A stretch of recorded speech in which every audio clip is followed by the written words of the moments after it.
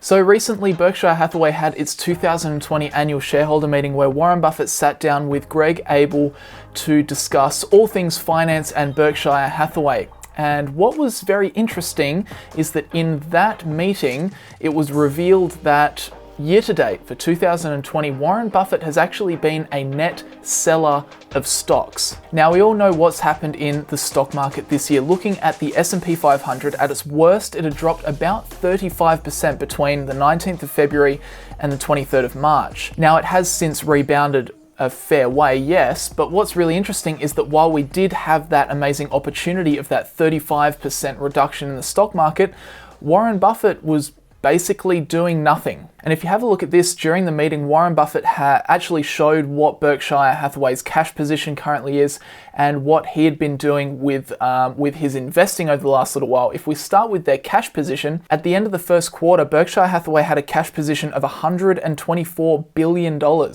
So even after Q1, Buffett still has a massive, massive cash position. He didn't actually put any of it into the market, as a lot of people, myself included, were expecting. And he also told us in the meeting that Berkshire Hathaway's total equity portfolio currently is valued at $180 billion. So if he's got $124 billion on the sidelines in cash and $180 billion in equities at the moment, then 41% of his portfolio is just cash. So just that in itself shows you that Buffett wasn't really buying too much in Q1. So overall, here we are. We're now in May, and we look back year to date, and Buffett really hasn't done much. In fact, he's been a net seller of stocks, even through a market crash that took us down by 35%. So the next question to ask is, well, why?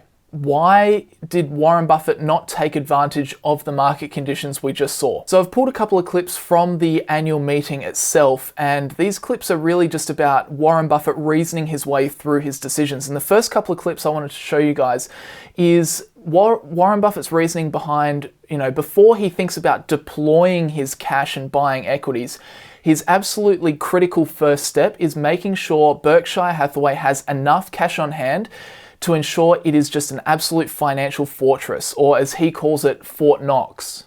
Our position will be to stay at Fort Knox, but we don't need we don't need it's a little higher now than it was at quarter end. We don't need 130 or 35 billion, but we need a lot of money that's always available, and that means we own nothing but treasury bills. I mean, we never buy commercial paper. We don't count on bank lines.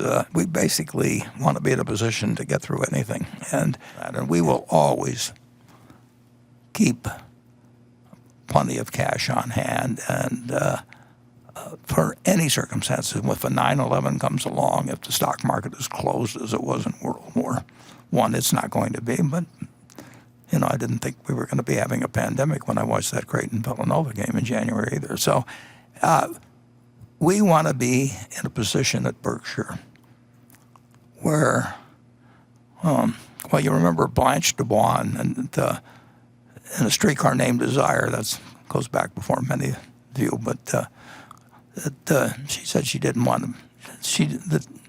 In Blanche's case, she said that she depended on the kindness of strangers, and we don't want to be dependent on the kindness of friends even. So here Buffett's talking about how he wants to run Berkshire Hathaway into the future. And the first point is he doesn't want to do anything that could potentially disrupt the financial health of the company. He doesn't want to be reliant on the kindness of strangers, but he doesn't even want to be reliant on the kindness of friends.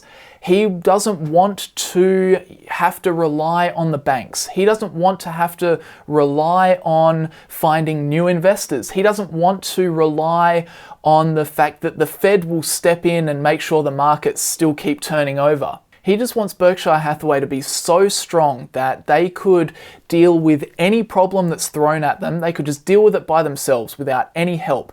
And he actually wants Berkshire Hathaway to be in a position where they could potentially help other companies, because if they are in a position where they have the cash and they could help other companies in a time where they really can't get their hands on any money, then that can lead to really good deals for Berkshire Hathaway. And going on from that, very interestingly, Buffett also talks about how the $135 billion that Berkshire has in cash, if you also consider April, then he actually talks about how he doesn't think that that's a really huge sum of money to have on the sidelines for the worst case scenario that he can see playing out in his own mind. Take a listen.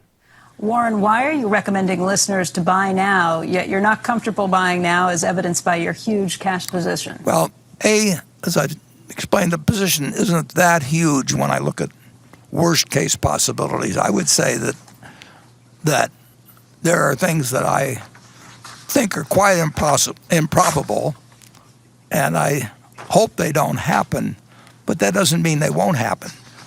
I mean, for example, in our insurance business, we could have the world's or the country's number one hurricane that it's ever had, but that doesn't preclude the fact we could have the biggest earthquake a month later. So we don't prepare ourselves for a single problem. We prepare ourselves for problems that sometimes create their own momentum. I mean, 2008 and 2009, you didn't see all the problems the first day when what really kicked it off was when the Freddie and Fannie, the GSEs, went into conservatorship in early September. And then when money market funds broke the buck, I mean, there are things that trip other things, and we take a very much a worst case scenario into mind that probably is a considerably worse case than most people do. So I don't look at it as huge. So reading between the lines a little bit here, this makes me kind of think that Buffett does not believe the worst is over. I feel like Buffett is kind of alluding to the fact that we might very well see a prolonged recession off the back of this global shutdown due to the pandemic.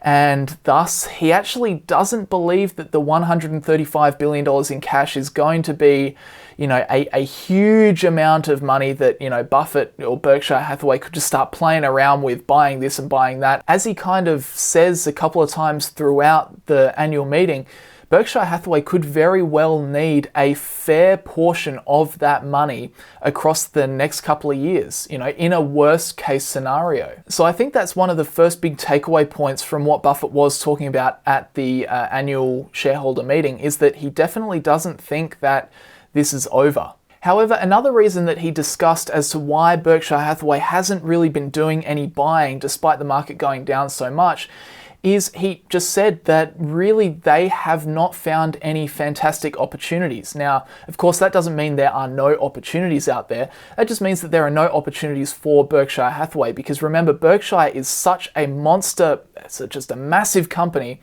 that they're only looking for deals in the billions or tens of billions of dollars, right? If there's a fantastic opportunity, but it's only in the millions, hundreds of millions, then it's just not going to be worth their while pursuing that opportunity, because it's just a peanut. It's so small. It's just not going to have a significant impact on Berkshire's business over a long period of time. Now, following on from that point, also in the shareholder meeting, Warren Buffett actually talks at length as to how fast the Federal Reserve was to act this time around.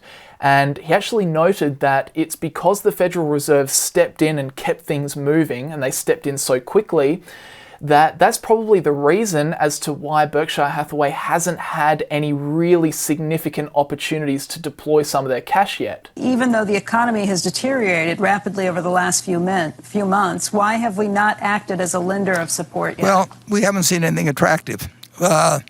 And frankly, it wasn't predicated on this, but the Federal Reserve did the right thing, and they did it very promptly, which they should have, and I salute them for it. But that means that that a lot of companies that needed money and probably should have done their financing a little earlier, but they're perfectly decent companies, got the chance to finance in huge ways in the last 5 weeks or thereabouts. I mean, it's set records. So there is no shortage of funds at rates which we would not invest at. We have not done anything because we don't see anything that attractive to do. Now, that could change, very quickly, or it may not change. But in 2008 and 9, the truth is, we weren't buying those things to make a statement to the world. They may have made a statement to the world to some extent, and I'm glad that they did if they did. But we made them because they seemed intelligent things to do, and markets were such that we didn't really have much competition. Now, it turned out that we would have been a lot better off if we'd waited 4 or 5 months to do similar things. So my timing was actually terrible in 2008 or 9, but what was available was so attractive that even though my timing was terrible, we still came out okay, or a little bit better than okay. But it was not designed. What we did was not designed to make a statement. It was designed to take advantage of what we thought were very attractive terms, but they were terms that nobody else was willing to offer at that time because the market was in a state of panic. And the market in equities was in a state of panic for a short period of time when the virus broke out or spread to the United States, and it became apparent. And the debt market was frozen, or in the process of freezing, and that changed dramatically when the Fed acted, but who knows what happens next week or next month or next year. The Fed doesn't know. I don't know. And nobody knows. There's a lot of different scenarios that can play out, and under some scenarios we'll spend a lot of money, and other scenarios we won't. So that's what Buffett had to say, and this is what Greg Abel had to say about the position that Berkshire Hathaway was in during that March downturn. Yeah, well, I think your comment on the Fed, Warren, because as you know, interestingly, when it was first occurring, there were calls coming in, not the size of transactions we're interested in, nor companies we were inclined to act upon, but there was that general interest out there as people were in a difficult point in time, i.e. looking at their balance sheet and deciding what they were going to do. But the reality is those companies were not of interest. And post basically effectively March 23rd, the companies have been able to act. So overall, that is what Warren Buffett is doing with Berkshire Hathaway's money. He obviously isn't investing very much of it at the moment, and he says himself, while they do have $135 billion on the sidelines, he may need a lot of that cash in a worst case scenario. So I think that if you read between the lines, then that's kind of a hint that Buffett kind of believes that the worst may very well be yet to come. But with that said, he definitely acknowledges that he doesn't need $135 billion of cash on the sidelines just to help Berkshire get through. And he would still be open to a deal in the tens of billions of dollar region, kind of up towards $40 billion, as he said. But unfortunately for Berkshire right now, the likelihood of that doesn't seem to be very high, just because this time around what we saw in March is that the Federal Reserve stepped in very quickly and acted, and that meant that while Berkshire Hathaway was starting to get a few phone calls, they really weren't seeing any of those big deal opportunities that they could take advantage of, like what they did during the GFC. But anyway, guys, that is kind of my take on it. I'd love to hear what you think. Do you think that Buffett should have been more active in the market downturn? I'd love to hear your perspective on it and whether you think the worst is yet to come. Leave us a comment. Do you think that the worst is yet to come, or do you think that it should be pretty much smooth sailing from here? I'd love to hear from you guys. Leave that stuff down in the comment section below. If you like the video, of course, leave a like on it. It really helps me out, helps the video out in the YouTube algorithm, so I appreciate that as always. Make sure you check out Profitful if you're thinking about investing and you just don't know how to start. We've got 2 great courses over on Profitful, one about passive investing, one about Warren Buffett style active investing as well. So check that out if you're interested. Links are in the description, but that will do me for today, guys. Thanks very much for watching. I'll see you guys in the next video.